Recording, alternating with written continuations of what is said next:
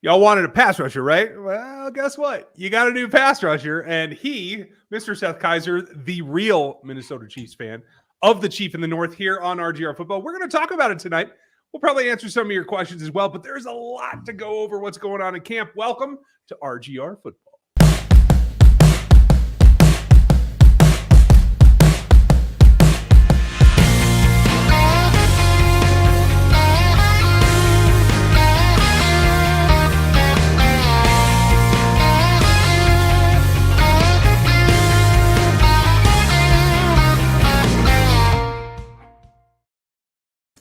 What's up, everybody? It is the second day of camp for the whole team. I'm very excited about what's going on in the field. There's no other news to talk about, so I guess we'll just take it easy. Oh, wait.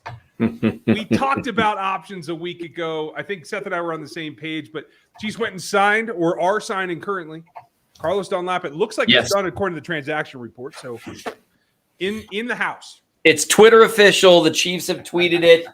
I'm happy. And we'll talk about it for a variety of reasons, I'm sure. But this is a guy that we've talked about here as a guy that when we were kind of listing through competent bodies that they could still kind of circle back to. And I'm glad to see that. It's kind of the idea, get an adult in the room, get a guy who you know can play. That's so important. And I'm excited. Are you surprised? I was a little surprised at this point. I knew they were still looking, but I was a little surprised. I was like, good Lord, you wait till the 11th hour. I'm just chuckling because you said get an adult in the room. That's what they say about this channel all the damn time. So, well, you bring me on, so you're kind of moving in a lateral direction. right. I'm surprised only in the fact that it took them that long to get it done. And then when they decided, it was like 12 hours. He was watching film with Spags at like midnight last night. Right. And this morning we have a signing. Like it was that fast. It says a couple of things for me. Is the Chiefs were trying to hold out faith that Frank was going to be all good. And then you can't even get out to practice the first day on time. That's an alarm bell to me. Clearly, maybe that's not their reaction. That's my reaction. But it was enough that it confirmed for them that, yes, we really do need to add to this. And yes, there's one guy left out there. You and I have talked about it for a couple of weeks as being the best option really since Melvin Ingram decided to go to Miami. And so yeah, I'm glad they got there. But for me, it was the speed. Like he had an offer from Carolina, evidently. He had an offer from Seattle, and they were all about the same. And this is where playing with Patrick Mahomes and having a Super Bowl caliber roster outside of your position really gets you the win, right? I think so. So when they started this season, pass rush was one of the things we talked about. That's like, it's got to be better. Even with Ingram's arrival, as soon as Clark went back to playing the way that he's played a lot of his time in Kansas City and was not, because he had a stretch there, and it was when it's no coincidence when the defense was looking its best, like what they did to Dallas, although Chris Jones really took over that game. Like that was crazy. But I mean, you saw the pass rush. Clark had a stretch of 3 or 4 games last year where he played well. Like you're talking like maybe 90% of 2018 Frank Clark, who's a very competent player. And you saw that when he was playing well and Ingram was there playing as well as he did consistently all year, and Jones was there, the pass rush, you were finally starting to see fairly consistent pressure. And when Clark started to dip again, you can't get it done with one great pass rusher and one competent pass rusher. If you're going to do that, you really need 2 competent pass rushers to go along with the great one, or 4 competent pass rushers. Like it's a numbers game. And like I keep telling people who are like, well, yeah, but if you got a great pass rusher, you don't need that. The Rams went all in on getting Von Miller when they already had Aaron Donald. And they already had a couple other good pass rushers on that roster. There's a reason for that. Pass rush is complementary. That's how that works. So Dunlap, I feel much better than I did yesterday. I was actually on 810 with Seren doing our Wednesday thing. And he was like, I'm going to interrupt for a minute. Schefter just tweeted this out that he's visiting. And I said, that is great news. It's not a season altering thing. Right. Well, but it's a big deal in that, like, if he stays healthy, Carlos Dunlap was a competent pass rusher last year, just like he's been every year. He used to be more than competent. Right. But he's still a good player. It's kind of funny because he and Ingram, I've got one half of football left to watch. I'm going to review 6 games. I've charted I got to keep it at a distance so people still subscribe. I've got the charting, the wins, losses, neutrals, the notes. This is how the magic happens, people. But don't look at it too closely because then you won't have to subscribe. I've got thank you. I've got half a game left. The film review for last year for Dunlap is going to be done by tomorrow. Probably maybe really late tonight, early tomorrow morning, just because I kind of got my juices flowing again. It feels like I'm newer in the game, like what I was doing like 8 years ago. It's like I'd stay up till 2 a.m. Maybe I'll do that tonight. Hey. But the thing of it is, it's a complimentary thing, and you need a guy at Ingram's level. I would have preferred that they grabbed Ingram and Dunlap and and just told Frank Clark, play well enough, or you're going to be a 20% of the snaps guy, or just go.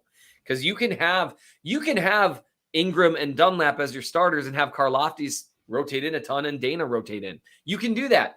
I wish they'd done that. I think they maybe kind of wanted to. It was interesting. We just got done recording Times Ours, and Nate mentioned that they've been looking at Dunlap for a while, and when they were trying to keep Ingram, they kind of wanted to double up and do both. Mm-hmm. I would have been thrilled by that. I'm happy with this, though. Yeah, at this point, I mean, it comes down to this. Melvin arrived here via trade, folks. Let's not forget that he didn't choose to be a Chief. I don't think he wanted to be in the first place. I think he still hates this place from back his days as a Charger. So I really just don't care. But I agree with you. It would have been great if they had both, but this is the next best thing that you're available to do now. And I will only disagree with you in the slightest bit is that, you're right, it's not like earth-shattering, but it is semi-foundational because the difference between having two legitimate pass rushers, and that's even counting the rookie Karlaftis, versus having a rotation of three is night and day in terms of the quality of the pass rush you get out of those three guys. And the other thing that nobody's talking about is now it's not just up to Frank Clark. Now Carlos Dunlap is in a position to help mentor or bring along the rookie in a way that gets him prepared to play not only in Spag's system, but in the league as general. Like if you can learn from two vets, you're just that much better off to make an impact. Absolutely. And what's interesting with Dunlap, he's much more of a Spags defensive end than Melvin Ingram ever was. Ingram was not the kind of guy the Chiefs traditionally would be interested in Spags defense. He's got 31.5-inch arms. Like Karlaftis's are like an inch longer, maybe. Yeah. And Karlaftis is still a little bit like, oh, that's outside the norm. Dunlap, on the other hand, has arms that are like the same length as Chris Jones's. Like that dude is he's just all arms. It's cool to watch, but they did play at similar levels last year. Mm-hmm. And you make a good point that it's a foundational thing. It's the same, the thing that I say about other positions, this idea, it's like the roller coaster. You must be this high to get on the ride. You want your defense or offense or any position, you must be this good to get on the field and get significant playing time, not awarding it by default, because awarding playing time by default is how teams end up with really weak spots. And if they can have the pass rush be not a bottom feeding pass rush, which is what it was for a lot of stretches last year. And yes, that can happen with one great pass rusher. Absolutely can. But if they can have an average pass rush, and the ceiling is still going to be on Karlaftis. That's just how it is.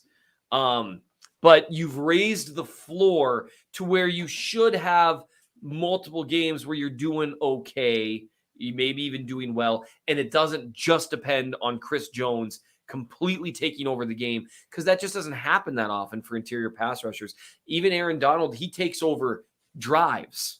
Yeah. Right. He takes over quarters, and that we've seen Chris Jones do that a zillion times. He'll take over a drive. He'll take over a quarter, but you can't have one pass rusher take over an entire game, particularly along the interior. It just doesn't work that way. And so you don't rely on that anymore. And if you can have just okay, great.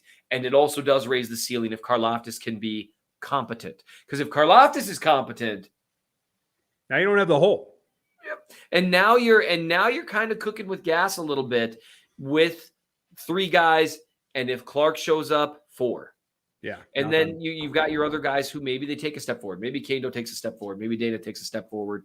Dana's got some physical limitations that I don't think Kendo has, but Kendo hasn't shown remotely Dana's level of base competency. Right. And Dana's to be commended for that. Dana's a dude. This moves Dana back to give that guy 250 snaps, 300 snaps.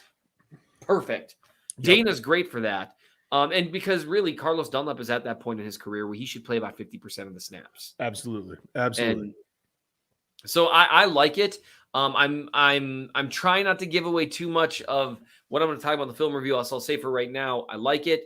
He wins with length. He's more of a power rusher, but he's got a little more closing speed, a little more of that. He's not a burst off the line guy, but if he is in space, he actually can move inside a little bit to kind of counter that initial rush. That matters. He got Whitworth on one of those. I think Whitworth expected some help maybe, but he cut and he's 87 years old. I mean, yeah. And then Whitworth, the funny thing is Whitworth at 40 is not an easy guy to beat.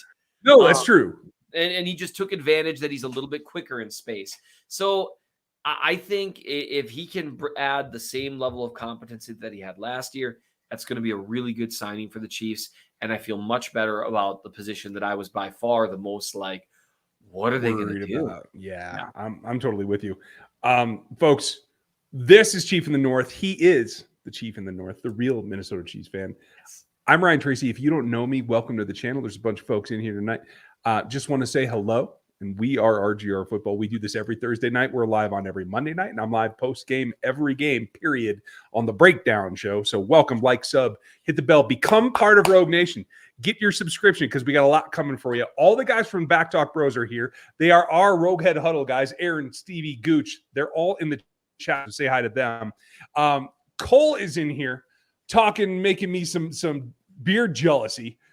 Because if I grow this much longer than this, it starts to turn gray, and I ain't letting people see that. So, that's over with. Cole will be the best Chiefs beard on YouTube. Hell, maybe the best beard on YouTube. I'm just going to put it that way. So cheers, Cole. I hope you keep feeling better, buddy.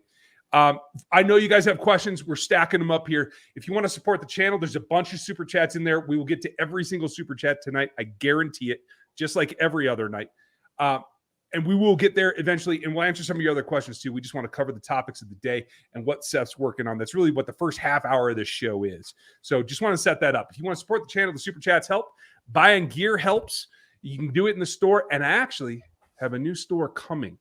They just opened up something very cool, and so it'll take a little bit, but hopefully by the start of the season or very shortly thereafter, we'll have a new store with new gear and new stuff. I'm excited. And shout out to Mayor James. Nice to see you, sir, and thanks for joining the NFL 33. I know you guys saw that, but that's where we talk about non-Chiefs things, although I think Gary's going to have us a piece related to the Chiefs and the other major quarterbacks that happen to be that age. So check that out. You guys can subscribe over there. Now, before all this happened, I was relegated to the fact that, hey, without a dedicated pass rush that I feel can get home, it's going to put a lot of extra stress on those young DBs. Mm-hmm. I was really encouraged that they came out pretty well yesterday. DB's had a rough day today. The wide receivers won today, folks, and that's okay. There's going to be ups and downs. Don't worry about that. The key thing for me is Justin Reed went out. Most teams or fan bases would panic when that happened. He's okay. He'll be back tomorrow. There's no long-term concern. The thing that really intrigued me is they're so into the young DBs. When he went out, Brian Cook took all of his reps. Yep. So you have a rookie now at safety that's at least going to be the third. And if anybody goes down, he's going to be one of your starting pair. And for me, the pass rush alleviates the pressure on him and McDuffie and Josh Williams when he's in the game. I think Josh Williams is in for a fight to get on the field. I think he's going to be more like the 5 than the 4, but we'll see what happens. But all that is alleviated by the pass rush. How much does that help the secondary guys? I mean, it's all so complimentary. I mean, you can't cover for longer than 4 seconds, generally speaking. You just can't. So you need a pass rush that's at least not terrible to provide some pressure. And you also need a pass rush because guys are going to get open quickly. Some of these concepts are good. A lot of what happens in the modern NFL is a concept beats your defensive concept, as opposed to, it's just pure man and one guy gets beat. It's usually more often, hey, they did a great job lining up someone in the slot to where they end up over a linebacker, and the linebacker can only carry them for so far before the safety closes the window, whatever, right? And so you're going to lose in coverage. It's just a fact. Yeah. Whether it's over time or because your concept was beaten. And in those cases, the way that you win is pass rush. So like, let's say if the pass rush only gets home 35% of the time to create some pressure in total, and your coverage only wins really well, like 50% of the time. The idea is, create it to where those don't overlap too often. And, 85% of the time you're doing really well. 90% of the time you're doing well, or maybe even higher. And then occasionally you have times where your coverage clamps down and you get some pass rush. That's when you see plays that are sacks. Like there are times when there's pressure where guys win, but they don't get pressure and they don't get a sack because the ball is out because the coverage completely failed. The idea is have your coverage rarely fail, have your pass rush rarely be horrendous, and then ideally the wins come, the sacks, the hits, the interceptions, all of those things come. So it's all symbiotic, and it all can be similarly to adding one competent body to the pass rush, making the pass rush 5% better or 10% better can actually have a larger effect than just those plays where he collects a hit or a sack. So that matters a lot. That's one reason why I would love for them. I don't even know who's left at this point, but I would love for them to find one more competent body, because I do think you still have a lower floor than I'd like. The ceiling's high, but that relies on either Karlaftis being an unusual rookie or Clark finding a form that he hasn't had consistently in 4 years. Yeah. I don't know how much there's left out there either. I'd have to take a look, but I don't know if there's much that raises the floor too much. Mm-hmm. In the end, I think they're about as set as they're going to be. Maybe I'm wrong and they do find somebody like you're talking about, but if they don't, what I see this doing overall between the secondary and now the new pass rush, and folks, thanks, Stevie, appreciate the super chat. The huddle tomorrow, folks. Seth has joined the boys on the Roguehead huddle. You'll see that tomorrow. And I'm not giving away what the color of the shirt is. I'm just saying, it's going to be interesting. So you guys are going to have to tune in to see it. It's going to be up in the afternoon. I should have a small piece for you in the morning as well. But long story short, it's about wins at the end of the day and having enough pass rush together with enough upside in the secondary that you feel that they can grow into. That's the difference between allowing 29 points a game and 26, and that's where 3 wins, in my opinion. Am I wrong? I don't think so. In theory. All of it has to play out in practice, but in theory, that can be worth an extra couple of wins. Just because, especially, I'll put it this way, if it were a team with a normal offense, it probably wouldn't be worth a couple wins. Yeah. When you are not guaranteed, there's no guarantees in the NFL, but when you're very nearly assured a consistently, at the very least, above average offensive performance and a likely good performance and a very possible great performance, then, your defense adding anything to the table can add a couple wins because the offense is already doing almost everything it can. Yeah, I'm with you. Folks, we're going to get to your questions here in a minute. I do want to say welcome to Aaron. He's back. He and Liz have been tag teaming, being the moderators here. Be nice to them. Listen to what they say, or else, hey, you might not be in the chat no more. So I just want to put that out for you. Right? We got a lot of Carlos questions, so I think we'll get started in this. What was the other topic that you looked at recently? We should cover that before we get into the questions. I've covered a ton lately. One thing that I did dive into that I'm excited to talk about. Well, there's 2 topics. I was in the middle of writing an article when Dunlap got signed, so I dropped that. So that article is going to be about what matters and what doesn't in training camp. The basic premise is, this for us, we're like starving people at a buffet where guys wandering through the desert, they see an oasis. And so everything looks great. The reality is, though, some water has bacteria in it and some calories are empty calories. And I by the way, if you think drink beer, not water. If you think that's me torturing that analogy, wait until you read the introduction to that. I beat that analogy into the ground. It's tremendous. But because I loved it so much, you can tell I really love an analogy where I just keep going back to it. And boy, in that introduction, do I do that. But so we tend to attach import. And obviously, as content providers, we're going to talk about this stuff. And maybe it matters, maybe it doesn't. But there are some things that matter a lot more than others when it comes to training camp. So I'm going to talk about some of the things that don't matter quite as much, some of the things that do matter, just to kind of give people stuff to kind of keep an eye on based on my, 10 to 12 years of really following this stuff closely. So I'm excited for that. That's coming soon. But what I wrote about first over the last week or so was a lot at stake and what players have a lot at stake in 2022. And I did it in 2 parts. I called it a series because why not? I get to call it whatever I want. I could call it Steve if I want to. Hey, but it's your Substack, bro. Yeah, it's my Substack. I'm gonna call it a pantheon of stories if I want. But 2-part series. There we go. Do it. I dare you. And so I split it into 2 different groups: guys with a lot to lose and guys with a lot to gain. And now it's obvious everyone has some stuff to lose and to gain. Obviously, the guys at the fringe of the roster have the most to lose in reality. But when you're talking about guys that might make the roster that aren't roster churn guys, it's not disrespect to the guys fighting for a spot in the league, but that's kind of an obvious one. I want to talk about the difference is guys with a lot to lose are guys whose possibilities for this next year could really crater in some ways in terms of losing starting jobs, in terms of losing a chance at even a decent contract, and losing a consistent opportunity to stay in the NFL and not just be one of those guys fighting for a roster spot. So I wanted to focus on those guys first. And then I went with guys with a lot to gain in 2022, which there's a difference. So like one of my first ones, we could talk about whoever, an obvious one's Orlando Brown, I think for obvious reasons. But one guy to me who has some to lose, sure, but not as much as people think, but he has a ton to gain, is McCole Hardman. Hardman has put together good enough stats and has a good enough skill set. He is going to get an okay-ish contract. Agreed. Even if this year he only gets 400 yards or whatever. Even if he got hurt this year, he'd get an okay-ish contract his next season. He just would. He'd get a 1-year prove-it deal. Just has to play in New York. Yeah. Sorry, McCole. Yeah, he would get something. That's just when you put together a few years where you're producing over 500 yards in the league, you show that you can do some things well, you're going to get a decent contract. But the reality of McCole Hardman is he's in a position to flip the narrative about himself. The narrative could become, and narratives matter, even to GMs, to the league. These things matter. That's why guys like Frank Clark, he's got some to lose, but he's got a ton more to gain because he's got a name. And 1 great year is all he needs for a big contract.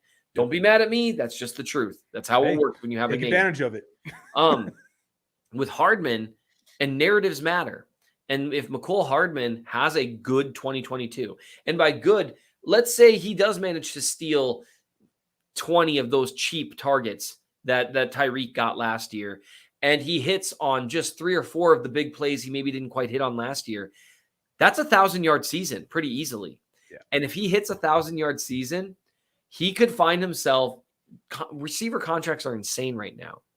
He's probably not going to get that like Christian Kirk type thing, but he'd have a shot at it, a better shot than people think. That's what I said about Kirk last year. So who knows? Yep. And that's just how these things go. So it's just interesting to me looking at that. So he was one guy that I think has a lot to gain potentially. And so, I mean, I named him as someone a lot to gain: Juan Thornhill, Orlando Brown, Frank Clark, and JuJu SmithSchuster. SmithSchuster, even better position than McCole. He's got a chance. It's the narrative, right? Hey, I was hurt. Before that, Big Ben's corpse was throwing to me. And so, of course, I was only putting out like a 900-yard season. I'm actually that dude that took the league by storm my first 2 years. That's who I really am. And he's a 1,200-yard, 10-touchdown season from doing that. Yeah. And so I'm curious if you have any guys you think of that fit into either one of those narratives. As you were kind of setting the thing up about the back and forth, there's one guy that immediately came to my mind that I would put in both categories. Ooh. Colin Saunders. Huge range of outcomes for him. He could get himself not only a second contract in Kansas City, but a decent contract somewhere else if he can get enough pressure on what will be limited pass rush downs to get 3-4 sacks. But if you get 30 pressures, you're home free. Nope. He could also play himself right out of the league if he doesn't maintain his weight and he doesn't come off the ball.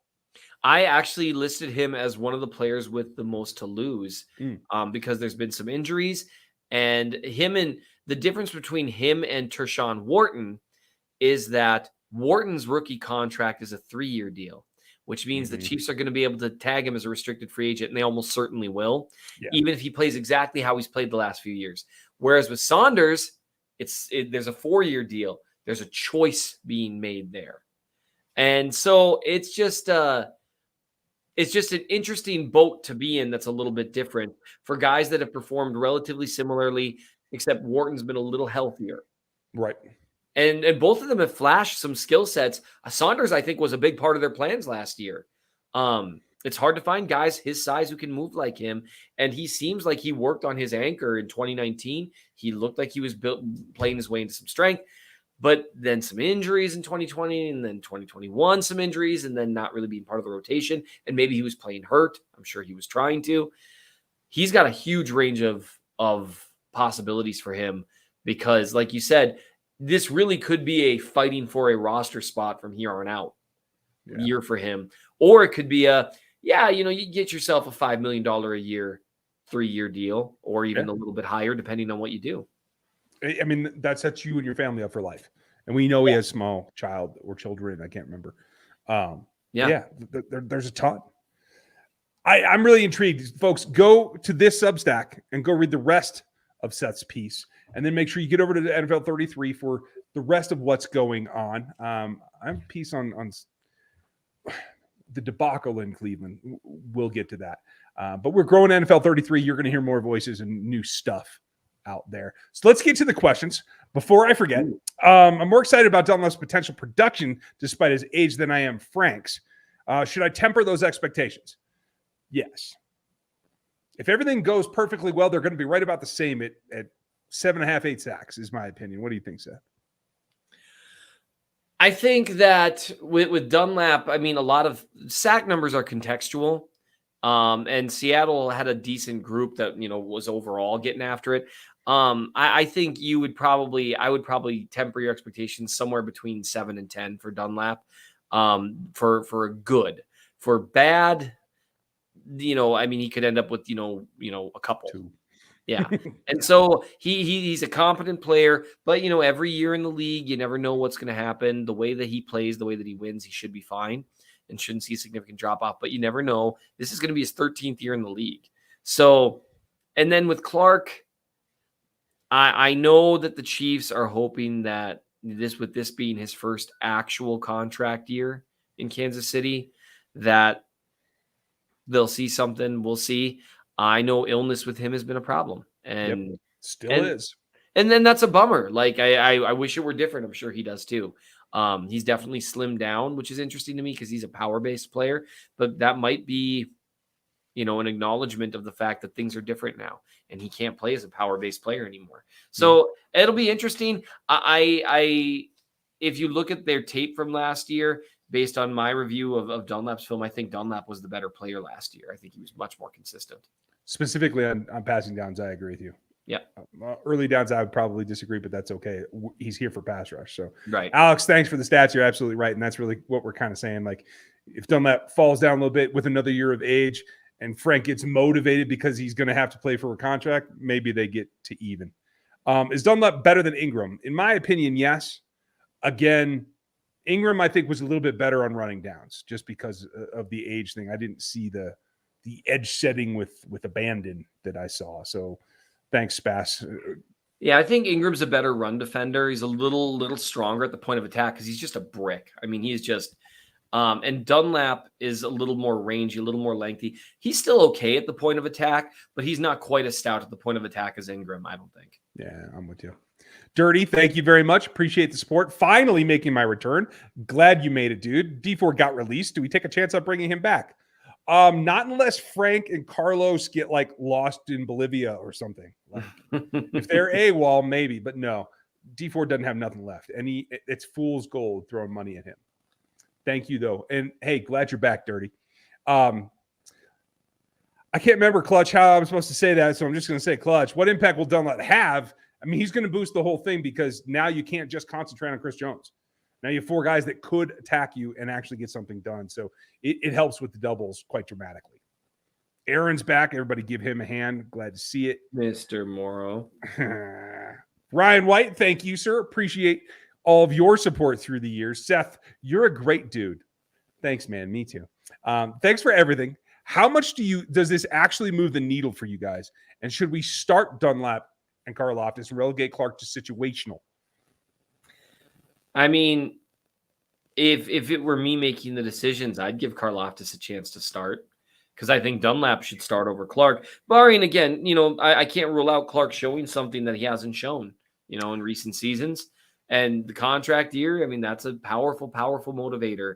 And maybe he plays better than he's played. And hey, if he does, that raises the floor and the ceiling for the Chiefs. Great. I'd give the rookie at least a shot to win the spot, though. Yeah. I'd start him outright. Yeah, I'm guessing between the three of them, it might be more of a rotation than even what we've been used to seeing. And you see three guys get like 60% of the snaps or so, closer to what they do in Seattle, honestly, which is where you don't see a lot of guys these days in Seattle getting more than like 55, 60% of the snaps, which is fine because, I mean, it's a really physical position. I'll go you one step further. I'd start Mike Dana. Every first down Mike can take, and then you bring in Clark and Dunlap. Move it around. He's a guy who does well on stopping the run.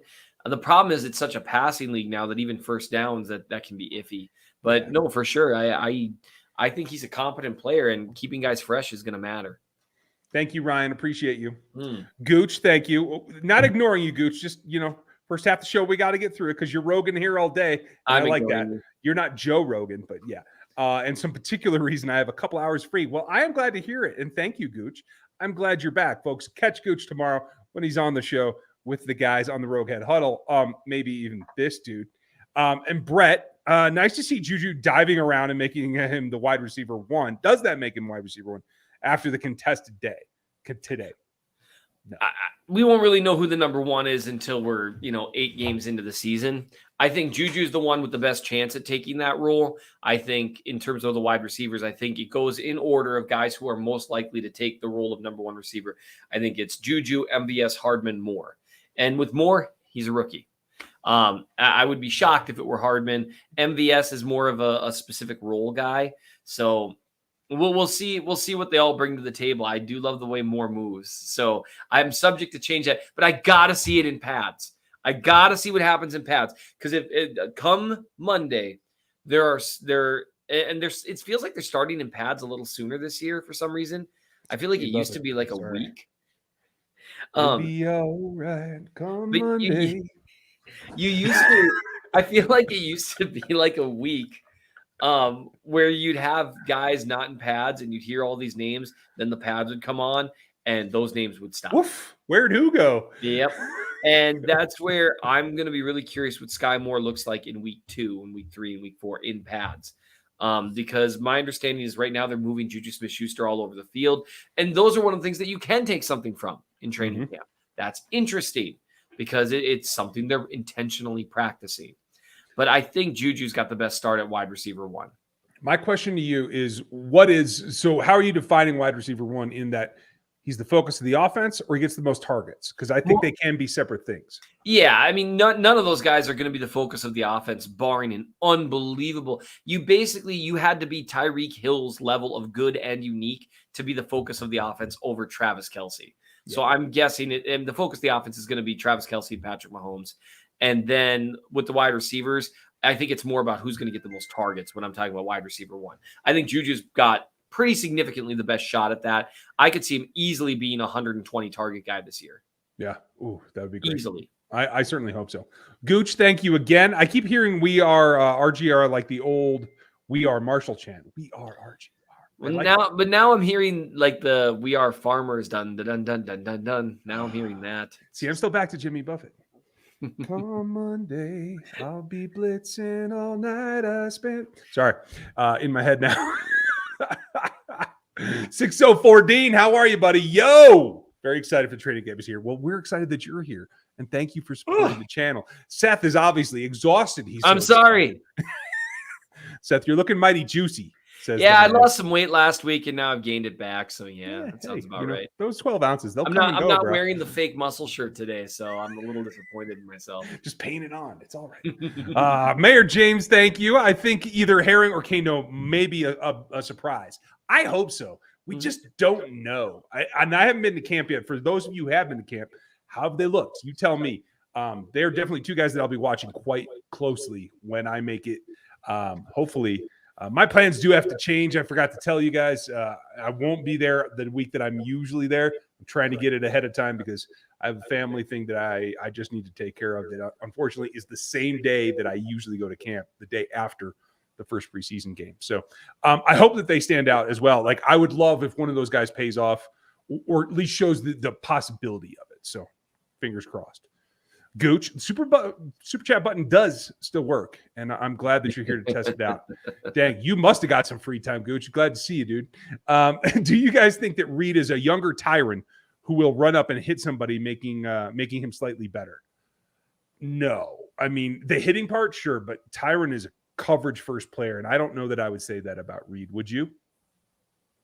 I think Reed is a solid coverage safety, but I think some of the things that Matthew did on defense are kind of overlooked now because fans soured a little bit on a few moments where he really, could have been more physical, wasn't as physical as he should have been, but he really was still good in coverage last year. Quite good, actually. He was not the problem. And so I don't think, and plus, I mean, younger Tyrann Matthew was a force of nature. And that's just that's there's a very, very high level to reach there. I think Justin Reed's more athletic than Matthew is at this point. But I don't think he's going to be as varied in coverage as Matthew was. I don't think you're going to see Justin Reed lining up in the slot. No, I don't either. Like man is not what I think he should be doing. Right. If you're gonna put him down the box some, I can live with that, but it's not to like man up on a slot. Yeah, he can do the box and he can man up on tight ends or running backs. But you don't want him playing man coverage on most receivers that are going to line up in the slot. I'm with you. Gooch, thank you. I see you boys chatting me. What's up, fellas, ladies, and Liz? Oh, Liz is in here too. I didn't even see her. Great. I'm glad you're back, Liz. And Gooch, I'm glad you're back. You're on fire tonight, buddy. XRP, so are you. Thank you for the support. We appreciate you. RGR, NFL 33, Back Talk Bros, Chief in the North. How about them, Chiefs? We're all taking over YouTube. Let's freaking go. Let's do that. Let's take over. I like that plan, Gooch. World domination. I'm here for that. Big Jack. It looks like Josh Williams is getting starter work over Lonnie Johnson's thoughts. Seen him break up a couple of passes.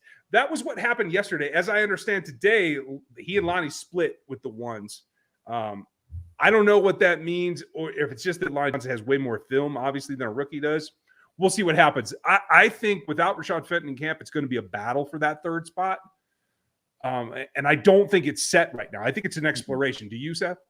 Absolutely. I think you've got two guys there that are going to be the guys in all likelihood, barring something weird happening. And then that third guy is a little more up for grabs. I think you're really at the end of the day. I do think those first three spots, barring Fenton not being able to be healthy at all, I think it's going to be Snead, McDuffie, Fenton. Yeah. I don't think they traded up for McDuffie to have him. And now if something goes wrong and he gets beat out, fair enough. Those things happen. And it shouldn't just be draft status that does it. I would just also say that McDuffie, like if we're talking college tape, was a much better college corner than Josh Williams against much better competition. Yeah. Now, Josh Williams, much more of a physical freak. Although it's weird because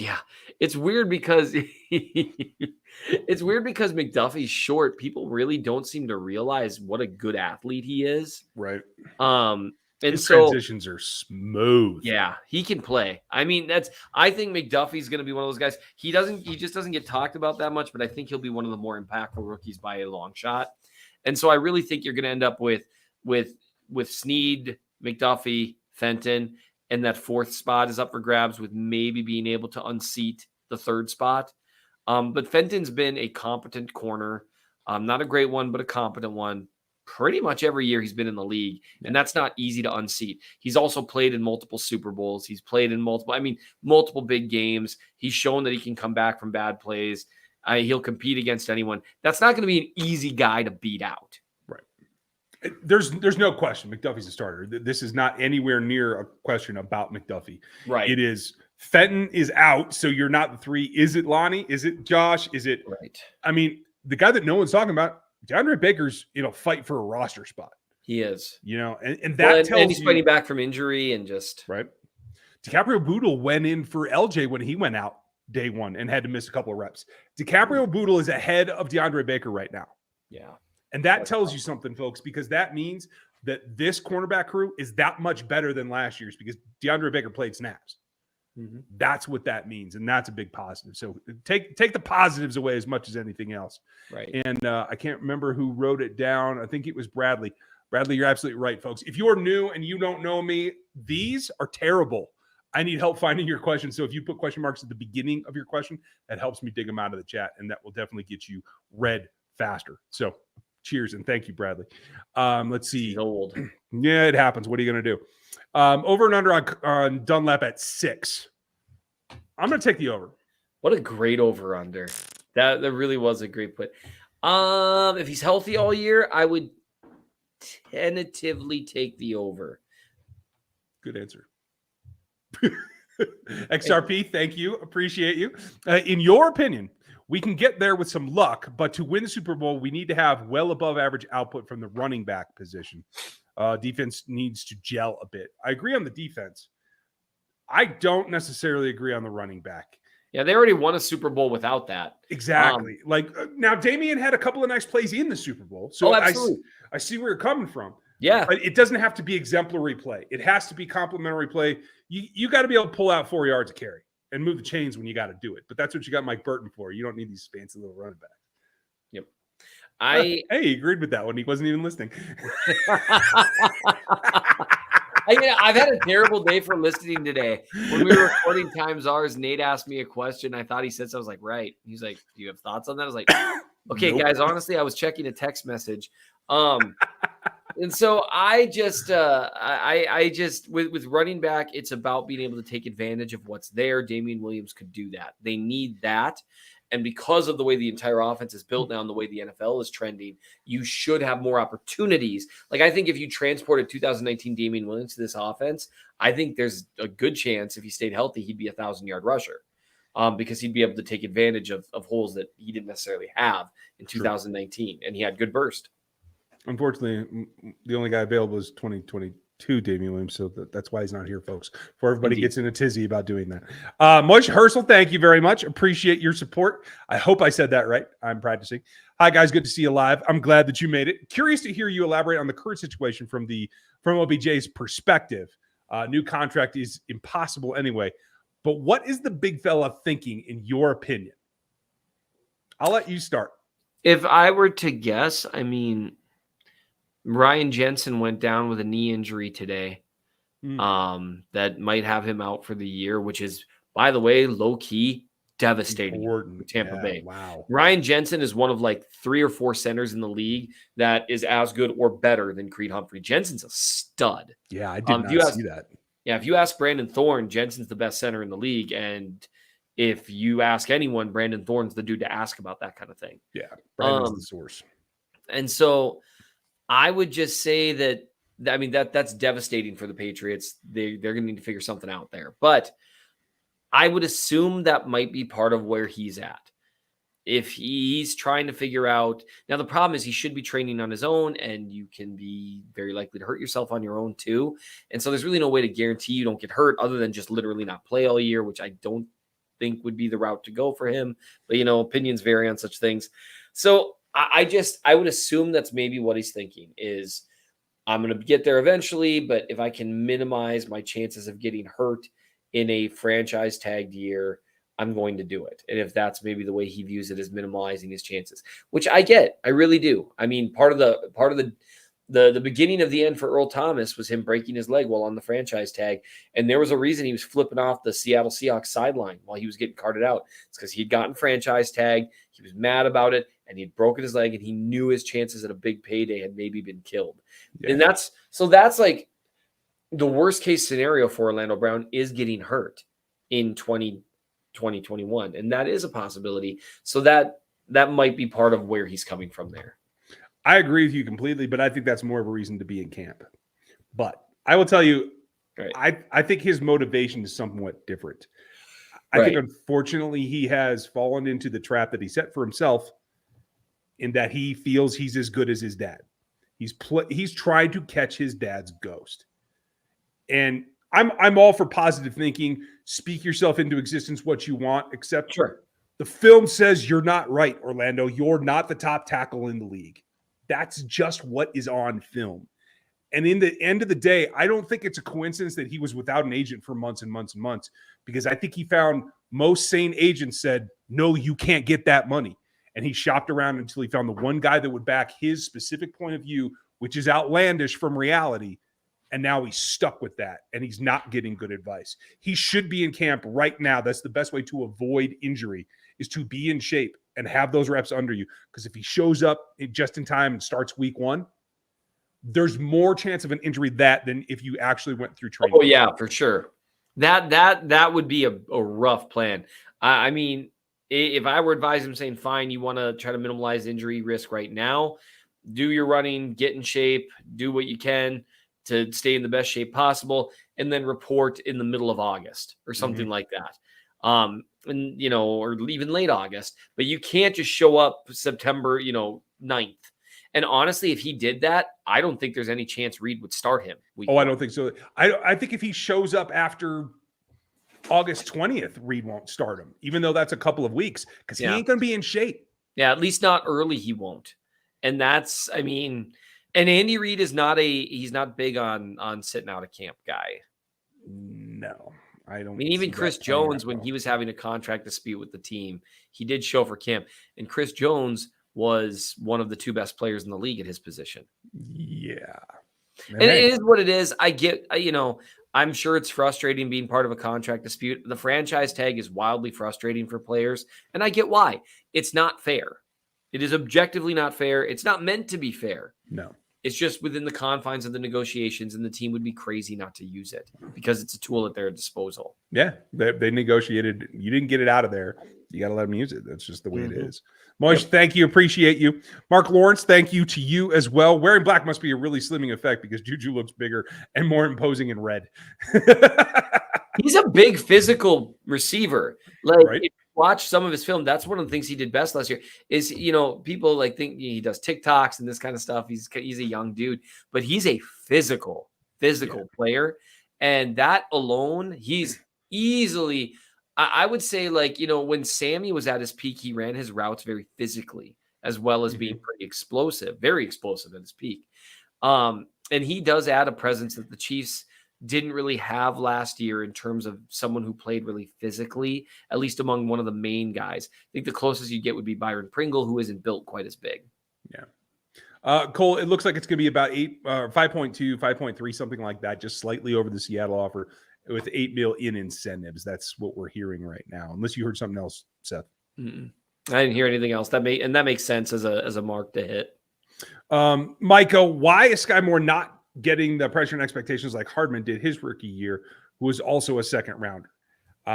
Because he was brought in because McColl was everyone thought to not be available for the season. McColl was brought in their words, to complement, but we all know he was there to replace Tyreek Hill. So there was a lot more pressure on Hardman. Yep. There was just a ton more pressure. That's just how it works.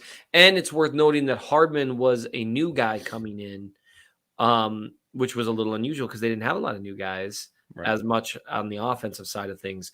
Whereas this year, there's a lot other new stuff happening with the team. And it's just all about where the focus goes. KL, is your Josh Williams hype train picking up speed? It is a bit. It's what happens when you get first team reps. I hope that he can maintain it. If he maintains it and it beats out Lion Johnson and Rashad Fenton, this team's a heck of a lot better than it was last year. Yeah, that would be great. Micah, so with Dunlap, we won't see Ingram second half disappearing act? I didn't see that the first time, so. Yeah, I was going to say, I don't remember a whole lot of, hey, where's Melvin? It's like, hey, Melvin, can you wake Frank the F up? Sorry. Judge, thank you. Appreciate you very much. Any surprise cuts you see, Seth? Anybody not pulling their weight that's been on this roster before? Well, yeah, but they've already agreed to keep him around for a year. So, by definition, they're surprise cuts. You know what I mean? I think you're more likely maybe to see like a surprise trade or something like that. Like if they really like, the youth movement in the secondary or something, maybe you might see something goofy happen there. But it's just hard because there's such clear roles that are laid out for everyone that it's hard to picture like a genuinely shocking cut. Maybe Now, even the running back group, because you kind of know the guys that are going to make the cut and the guys who aren't. The only thing that might change there is who starts and who gets the bulk of the snaps. I can't think of a guy that is any likelihood to get cut that would legitimately shock me right now. Yeah. I think fans want to put Pacheco on the roster. I think it's a stretch. Yeah. But I think he's destined for the practice squad no matter what. In a case when attrition always hits this team at the running back spot, he will play for this team, just like Gore did last year. I just don't know if he's a good enough returner to make the 53 initially. We'll find out. Right. Thanks, Judge. Appreciate you. Gary, could the Chiefs secondary be top 15 in the NFL this year?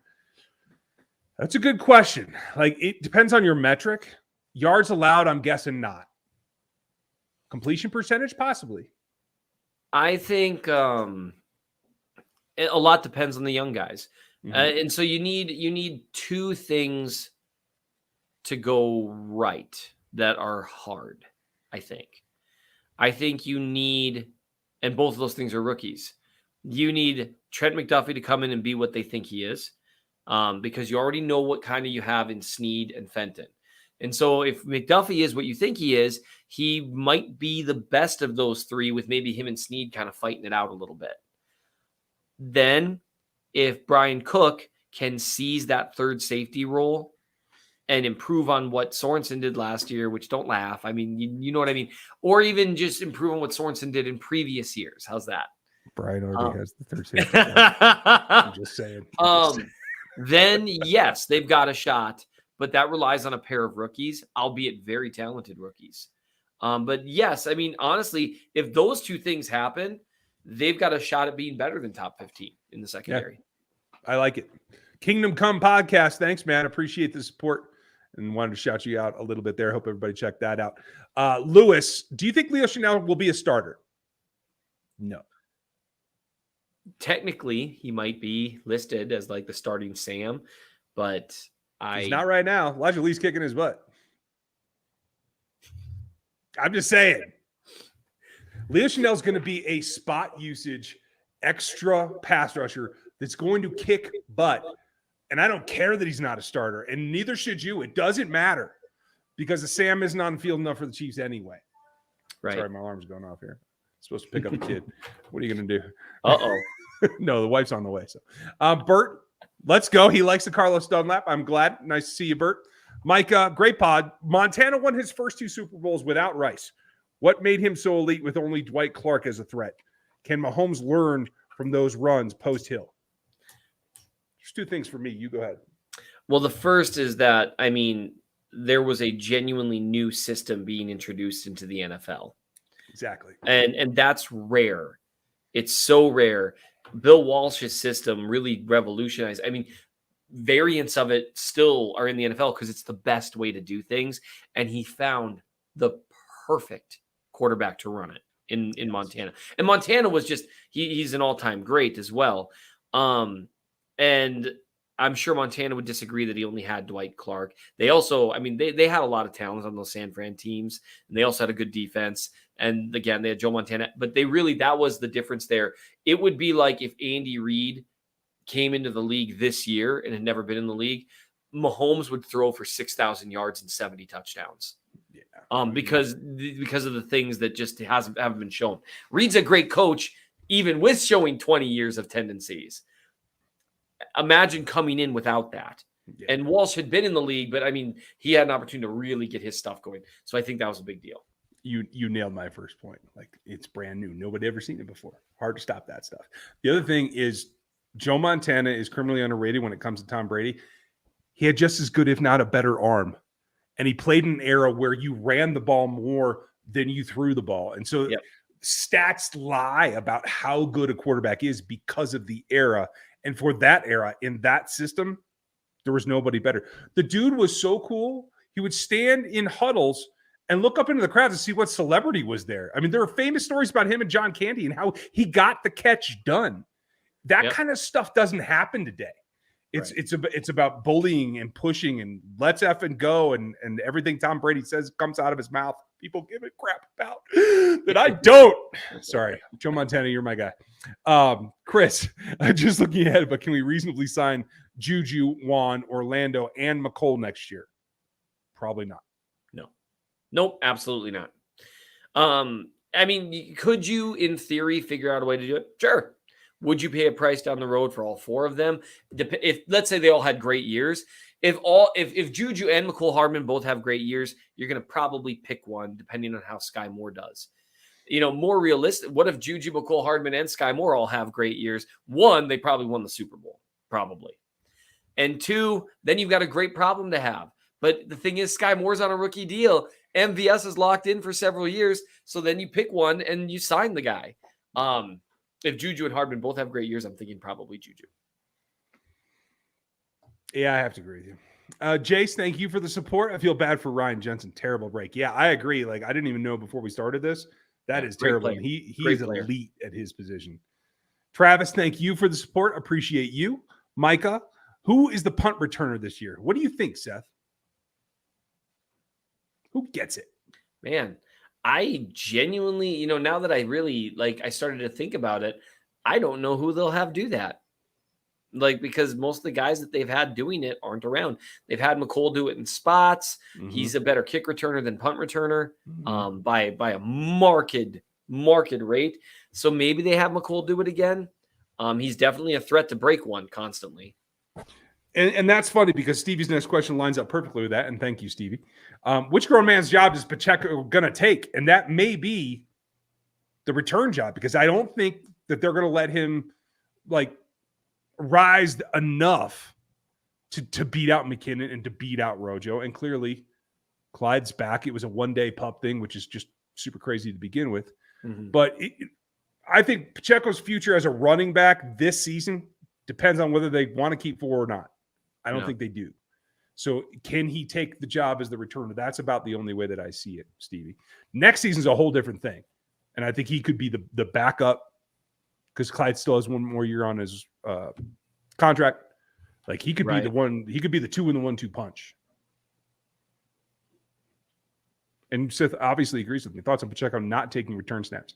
Well, that's what I'm concerned about, because that's how I see his path to the 53. Yeah, and I'm not sure why, because he got him in OTAs. So that's a disconnect for me right now.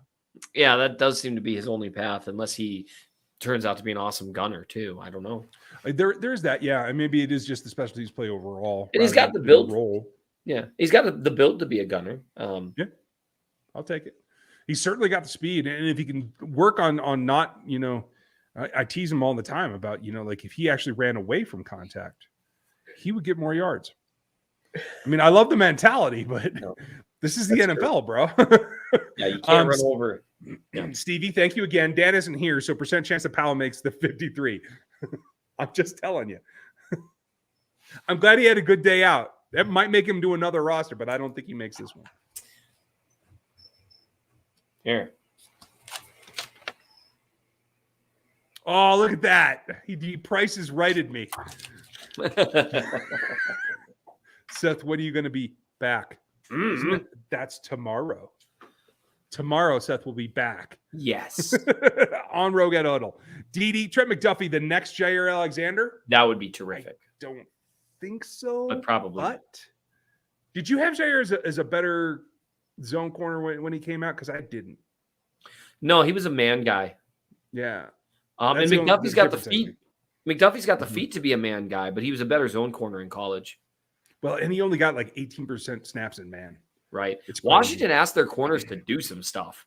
Yeah. I assume that's one reason Spagnuolo likes him so much. It's very specific people viewed McDuffie as the second best corner in the draft. And it was almost all people who are really into more complicated schematic stuff. Mm-hmm. You got to put a lot on him mentally. Yeah. It's tough. Do you believe Kennard will end up being a starter? It's hard to beat out veterans with Andy Reid if they're competent. And I think Andrew Wiley's more competent than people realize. And I took it another way as if he'll ever be a starter. I do think that he will eventually. I don't think so in 2022, unless it's spot action and Wiley's out or they decide to put Wiley at left. I don't think they should, but I could see them trying that again. No, I think if Brown sits out, I think they start Johnson at left tackle, where he's been kind of over the years, but you know, I don't think he's horrendous, and maybe that's enough with the rest of the line because it's worth it to keep the best interior offensive line in the league intact. Exactly. Keep your and three. One thing I would say with Kennard, his Kentucky film was good. Like, I'm surprised he fell, what was it, the 5th round? Yeah. I mean, it's just his feet. He gets stuck in the mud sometimes. Yeah, much like Trey did. But like when Right. it comes to power and using your length, he's just as good as anybody else on this roster. Absolutely. He uses his length really well. He is like a slightly shorter, slightly less long Orlando Brown in terms of how he uses his body. And that you have a pretty high level ceiling there. Yeah. Mayor James, appreciate you. Thank you for the support, sir. Robert, do you think that we can win a Super Bowl with this wide receiver crew? Absolutely. Definitely. I mean, Eli won one with who? Nobody knows. And Right. we're not supposed to ask. Right. Oh, sorry. Austin, who do you see the Chiefs keeping on the D-line now with the addition of Dunlap? Do you think they go – well, here, you answer the question, then I'll – So let me think and tell me who I'm missing here. So you've got Jones, Dana, Noddy, Karlaftis, Dunlap, Clark, Kando, Wharton, Saunders, and I mean you've got 9 guys just naming that off, and I know I'm forgetting guys. Stallworth. Did you say Stallworth? I didn't think you did. That's the question, and that's where exactly I was going. Like, do they keep 9? Do they keep 10? They can't afford to keep over 10. So that's really the question. So I think this becomes more of a competition for Kando and Herring. I think one of them can make it now. Yeah. I don't know if both of them can. If you keep 6, you can only keep 4 DTs, and I don't know if that's enough. Right. And that'll be, man, I'll tell you, that'd be a tough break for Kando. Yeah, I agree. Great question, though, Austin, and I appreciate it. Tom, thank you, sir. Appreciate you. Just wanted to say that I can't be more excited for the trade for Dunlap. It was a free agent signing, so that's even better than you have to give up assets. What a perfect fit for a 4-3-D. I'm looking for a top 10 D for sure by the bye. I like it. I like where we're at. This is the time of year for optimism. Yeah, and if Spags turns him loose, you never know. If he actually puts some actual linebacker blitzes in there and sends them, you never know. I'll like it. It would be nice to see him sending linebackers a little more as opposed to, yeah. I mean, can I introduce you to a delayed dog? Can I get some of that, Spags? Come on. Good day, gentlemen. Thank you, Brian. What are your thoughts on the freedom that Mahomes has to change things at the line of scrimmage, and will that expand this season? I hope not. I think he's got a fair amount of freedom, but that's one of those things that you could ask Andy Reid a million times and you would never get an honest answer there. But Mahomes is a significantly bigger part of the offense at the line than I think people realize. Agreed. And I hope it doesn't get more, because I know Patrick, he may be good for a few weeks, but then he's going to start chucking it and checking out of things that will help him situationally in the run. Yep. So I want to see less RPO and more traditional play action. I think that will help some of the iffiness that I see. Johnny, hope you're doing well. Thank you for the support, brother. Appreciate it.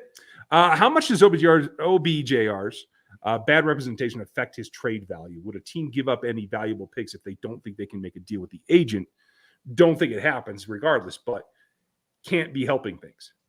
That's a really interesting question. I've been tossing that around most of the week. I don't know if this goes if he isn't able to play week 1, no matter what that is in Andy Reid's estimation. If he does not get to camp in time to play week 1, I think they would consider it. Trading, that is.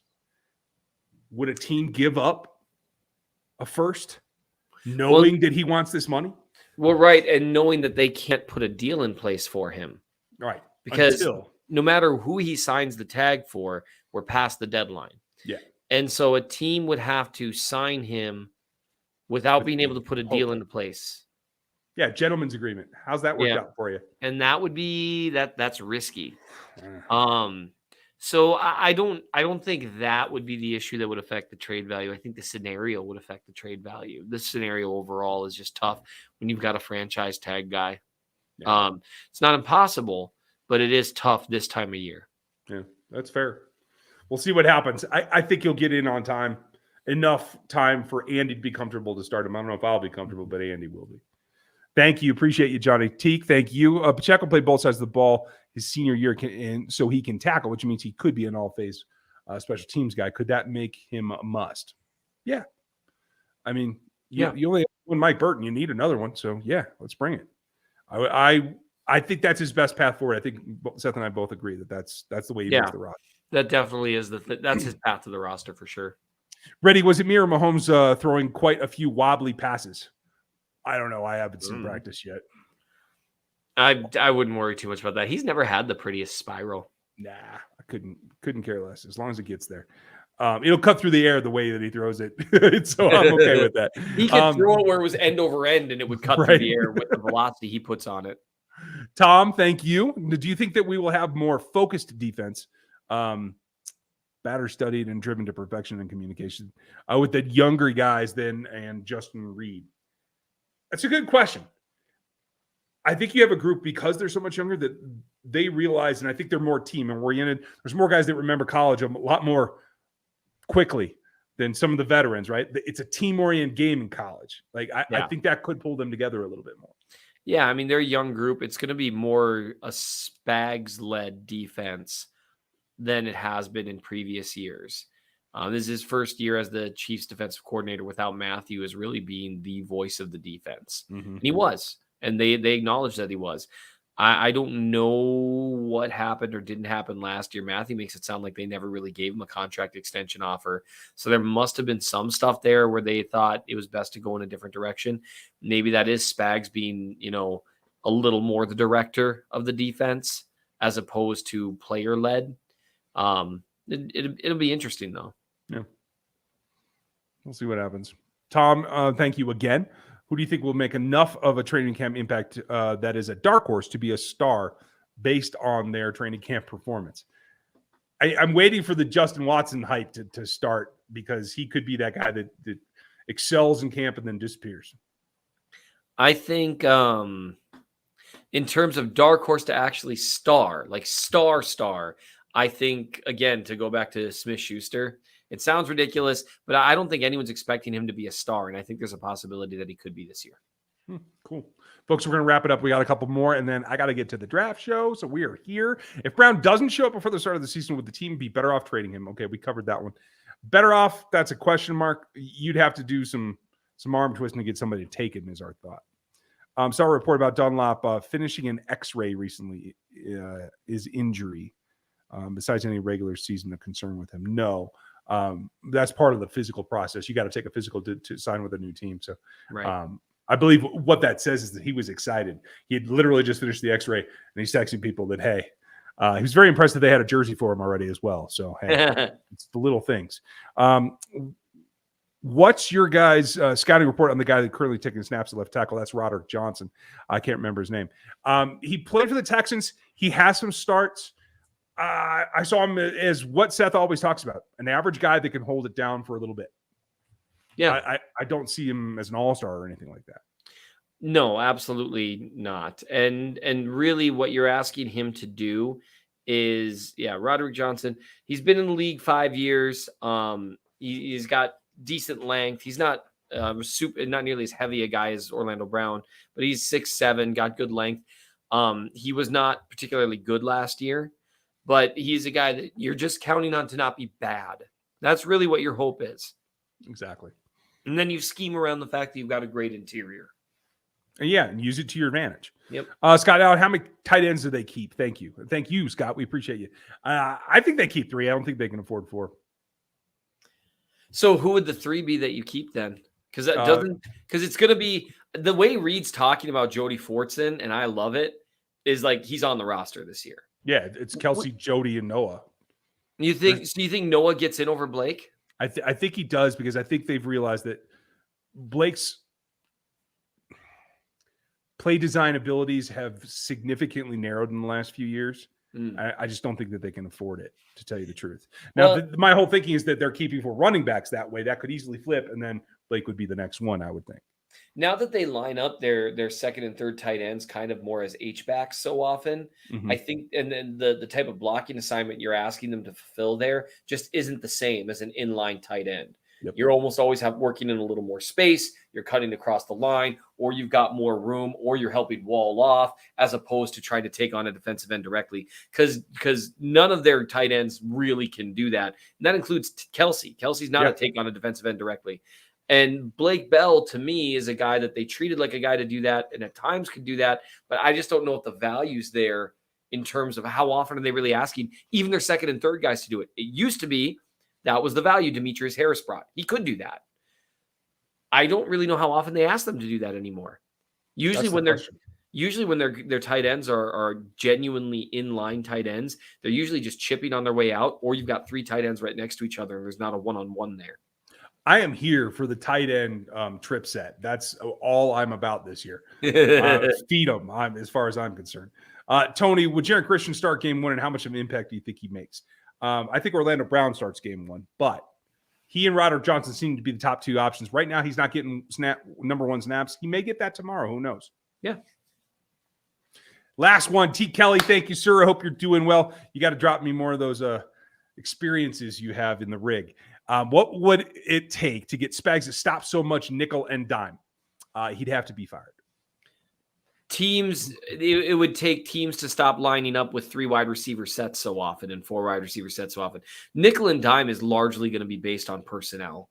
And in the modern NFL, you just aren't going to be in a lot of positions where you're running, 3 linebackers and, that's just not the way that works anymore. 2 corners, 2 safeties. Because if you did do that, and you almost always have 3 wide receivers on the field, you just can't, because now you've got either a linebacker or a safety on a wide receiver. So I think in the modern NFL, it's going to be 70% nickel and dime. Yeah, that's kind of my thought as well. But thank you, Teak. Appreciate you. KL, follow up here. Said it was the last one. I know I lied, but this is follow up. So if Bell is off the roster, who takes the sneaks? I think it would be Gray or Henny. Yeah. Guys don't get hurt running sneaks. It was a freak occurrence. To me, it's hilarious that they are treating that like it's some kind of whatever. Tom Brady has run 1 billion quarterback sneaks. But they are treating it like that.